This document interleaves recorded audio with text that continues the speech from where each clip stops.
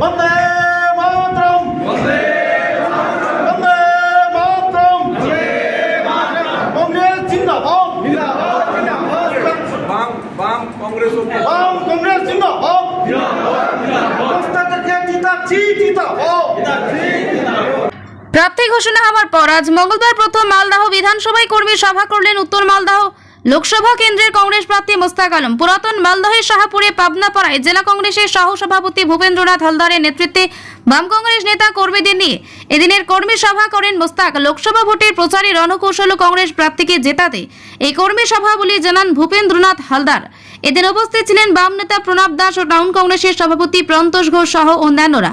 কংগ্রেস প্রার্থী মোস্তাক বিপুল সংখ্যক ভোটে জয়ী হবে বলে আত্মবিশ্বাসী বাম কংগ্রেস। তবে এদিন প্রার্থীকে প্রথম মালদহ বিধানসভায় পেয়ে আপ্লুত মানুষজন। চোখের জল আছে।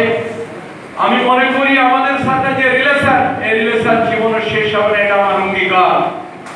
নাম্বার 3, আজকে শৈলেশ বাবুর এই বরকত, আমার স্ত্রী যদি অসুস্থ হয় তো স্ত্রীর সেবা করব না, যদি ও ট্রিটমেন্ট করবে না, না বলবো যে তুমি থেকে যাও, আমি আবার চললাম আরেকজনের হাত ধরে। গল্পটা তো তাই। সিপিএম পার্টিটা দুর্বল হয়েছে। আমাকে বারবার প্রপোজাল আসছে, মুস্তাক দা আপনি বরকতার 1 নম্বর সৈনিক, আমাদের পার্টির প্রেসিডেন্ট হন, ক্যাবিনেটে যান। আমি বললাম ওসব অন্য কারো সহযোগিতা আমি চাই না। মন্ত্রী দেখেছি গনি খান, প্রিয়ঞ্জন দাস মুন্সির মতো, প্রণব বাবুর মতো নেতা, তাদের সামনে রাজনীতি করেছি। গদ্দার নাম আমি লিখাতে আমি চাই না। আজকে বিজেপির প্রার্থী সম্পর্কে এটাই স্লোগান, गद्दारों से सागा नहीं, उनकी घर जाकर देखो, अगर विश्वास नहीं तो सागा करके देखो।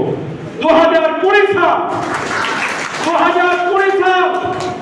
BJP without any prior intimation ঘোষণা করে দেবে লকডাউন।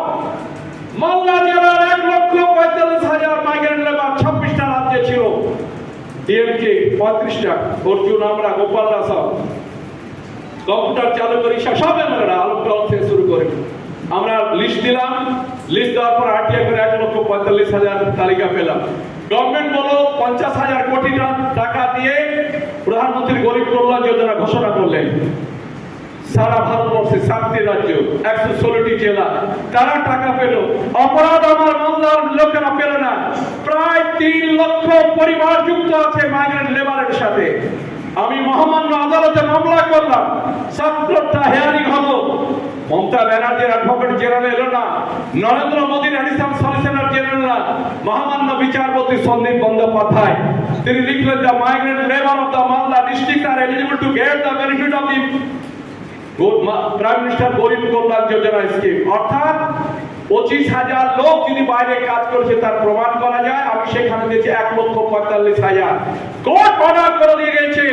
টুডে টুমোর আমি গতকালকে কলকাতা থেকে উকিলকে বলেছি, আর অনেক হেল্প করেছো। আমার জীবনের সবচেয়ে বড় স্বপ্ন, ওই সময় মানুষ যখন কাঁদছিল, ব্যাটারে আমার সন্তানকে এনে দাও। কি করে যন্ত্রণা, একটা ব্যাঙের এমএলএ আছি, কি করে আমি 26টা রাজ্য থেকে মানুষকে আনবো।